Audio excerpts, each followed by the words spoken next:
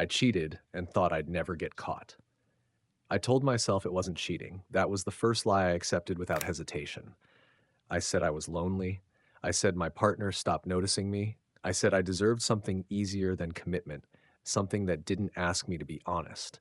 So I learned how to split my life in two. I learned how to smile in one room and erase evidence in another. With her, I felt wanted again, desired, untouchable. At home, I was still trusted, still loved. That was the part I never let myself think about. I believed I was careful. I believed I was in control. I believed I could keep everything exactly where it was. But control is fragile when it's built on lies. The cracks started quietly. My partner stopped asking questions, not because they didn't care, but because they already knew. The house felt colder. The silences lasted longer. Even my own reflections started to look unfamiliar, like I was watching someone else live my life. The other woman wanted more. She always does. She stopped being an escape and started being a problem. She left traces behind. She reminded me that secrets rot when they're hidden too long. Tonight, I came home and something felt wrong immediately. The air was too still. The house was too clean. My keys were placed neatly on the table. My side of the closet was empty. My laptop sat open. Messages pulled up, screenshots printed and arranged like a timeline I couldn't deny. I stood there realizing everything I thought I owned was already slipping through my hands. My relationship, my reputation, my future. Then I noticed the envelope on the counter, my name written carefully across the front. Inside was proof that the consequences had already started moving without me. As I finished reading the first page, my phone vibrated in my hand. A message appeared on the screen, and in that moment, before I even opened it, I understood one thing clearly. I hadn't been caught. I had been exposed. I didn't open the message right away. My thumb hovered, but my body already knew what my mind was still trying to deny. The calm, organized emptiness of the house wasn't a breakup. It was a dismantling. Someone had gone through my life and removed me from it like a stain. I finally tapped the screen. It wasn't a threat, it wasn't begging, it wasn't even anger. It was information. A list of things I didn't know they knew, dates, places, receipts, a reminder that I wasn't the author of my story anymore. I was the subject, and someone else had the evidence. My first instinct was to fix it the same way I fixed everything else. Lie fast, sound confident, act offended, turn it around. Make myself the victim of misunderstanding. I started typing, deleting, typing again. Every sentence looked stupid the moment it existed. There was no perfect excuse for perfect proof. So I did what cheaters always do when the floor collapses. I tried to run. I called my partner. No answer. I called again, like repetition could bring back the version of reality where I still had control. The voicemail beep felt like a door closing in my face. I checked my accounts. My joint card declined when I tried to order food. That tiny moment of embarrassment in front of a delivery app turned into a cold rush through my chest. I went into the banking app and saw what had been done with surgical precision. My access wasn't gone completely, just reduced to what was mine alone. The shared funds had been moved, the auto pays had been switched, the safety net I'd been using without thinking had been taken back. I told myself it was temporary, just a scare tactic, a dramatic move to force me to confess and apologize and promise I'd change. That was lie number two. I started looking around the house, not for comfort, but for leverage. Something to use, something to argue with, something that proved I belonged here. But every corner looked staged like an open house, like the home had already decided it didn't recognize me. I drove to her place. I didn't even think about how desperate that was until I was outside, sitting in my car with my hands gripping the steering wheel so hard my knuckles hurt. I stared at the building and felt the humiliation sink in. This was what my exciting secret had become, a last resort, a panicked escape route that didn't even feel safe. I texted her anyway, because when you're falling, you'll grab anything. She responded fast, like she'd been waiting for it. Not comfort, not concern, just pressure. More demands, more entitlement. Like my collapse was her opportunity. That was the moment I finally saw it. She didn't want me. She wanted the power of having been chosen. She wanted the trophy, the proof that she could take what wasn't hers. Now that the stealing was done, she wanted to keep what she stole. And I wasn't worth keeping unless I came with a life attached. I sat there feeling something I hadn't felt in a long time. Fear. Not the fear of getting caught, the fear of being nothing once the illusion was gone. I went back home because I had nowhere else to go. That night, I slept on the couch with my phone in my hand, reloading my inbox and my bank apps and my messages like refreshing could reverse time. My mind kept replaying the moment I decided it was fine. The first time I hid something. The first time I looked into my partner's face and acted normal. I remembered how easy it felt. I remembered how powerful it felt.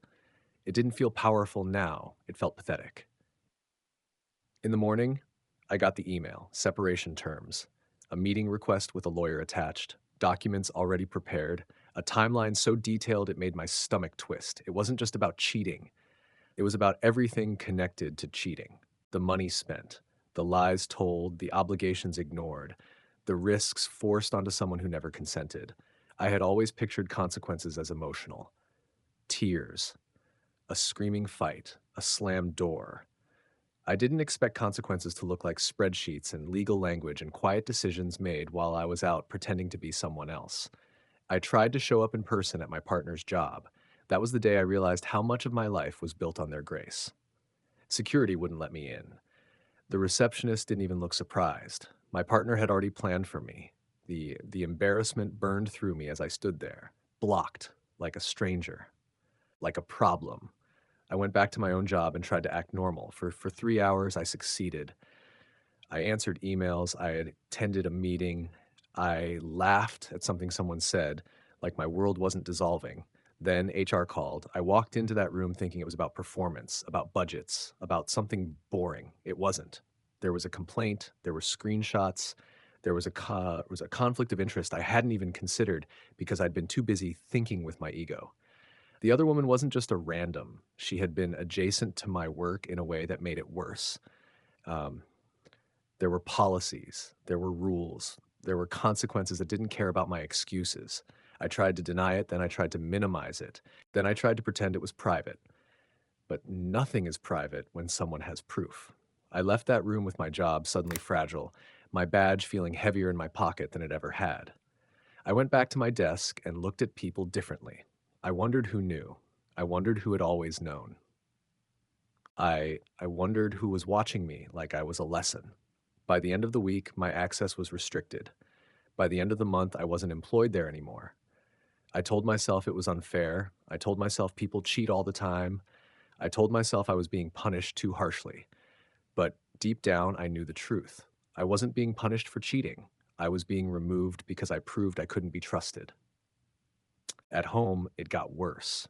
My partner hadn't just taken their love back, they had taken their protection back. The small ways they covered my mistakes without me noticing, the bills they quietly handled, the social ties they maintained, the family relationships they smoothed over. I started getting messages from people I hadn't talked to in months, not to check on me, but to inform me they knew, and they were disappointed. The word spread the way smoke spreads. Quietly at first, then everywhere, then impossible to ignore. I watched friends become polite strangers. I watched invitations stop. I watched group chats go silent when I spoke. I saw myself in the mirror and realized I was wearing the consequence on my face: the hollow panic, the sleepless eyes, the tension in my jaw. I tried going to the other woman for comfort again. It lasted 2 days. She didn't want my ruined version. She wanted the version of me that had something to offer. When I said I was losing everything, she didn't soften. She calculated, she asked what I could still give her. She asked if I could still take her out, if I could still help her, if I could still make this worth it. That was the moment she stopped being an escape and started being a mirror, because that's what I had done to my partner. I had asked them to keep loving me while I made them smaller. I had asked them to keep trusting me while I used their trust as cover.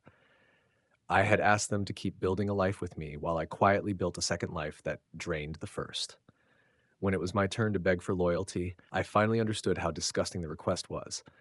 So I ended it with her, not out of integrity, but out of survival. I couldn't afford one more person taking pieces of me, and still it didn't save me. The legal part rolled in like a tide: division of assets, documentation of spending, accountability for choices I thought would vanish if I acted sorry enough. I learned quickly that apologies don't erase records. I started selling things. First the extras, then the things I actually liked, then the things I needed. My lifestyle shrank in real time. The version of me that felt entitled to everything suddenly had to choose between rent and pride. I moved into a smaller place that smelled like someone else's cooking. I slept on a mattress on the floor the first week because I'd lost the right to pretend I was fine. And the worst part wasn't the money, it was the quiet. No one checking on me, no one waiting for me, no one believing my excuses, no one seeing me as the person I wanted to be seen as. I tried to fix my image online. I tried to post like I was unbothered. I tried to act like I had moved on. I tried to craft the narrative again, but the truth had already been written and it wasn't in my words. I finally got served the final paperwork on a Tuesday afternoon. I remember the day because it didn't feel dramatic. It felt normal, which made it worse. The world didn't pause for my regret. People kept walking past me, holding coffee, laughing, living. I signed where I had to sign. I accepted what I had to accept. And when I walked out afterward, I stood on the sidewalk for a long time, staring at nothing, feeling the weight of my own choices settle into place like a locked door. I used to believe cheating was about desire. Now I know it's about entitlement. It's about believing you can take from someone and still keep their loyalty. It's about believing you deserve forgiveness before you deserve consequences. It's about believing the rules apply to other people. I believed all of that, and it cost me everything. Months later, I saw my ex one last time from a distance. They were laughing with someone new, someone steady. They looked lighter, like a person who had finally put down something heavy. They didn't look back. They didn't need to. I stood there and realized my punishment wasn't loneliness. My punishment was clarity, because now I had to live inside the truth with no distractions, no secret thrill, no double life to make me feel powerful. Just the honest, ugly math of what I did. I cheated and thought I was in control. And in the end, I didn't just lose a relationship. I lost the version of myself who still believed I could get away with being that kind of person.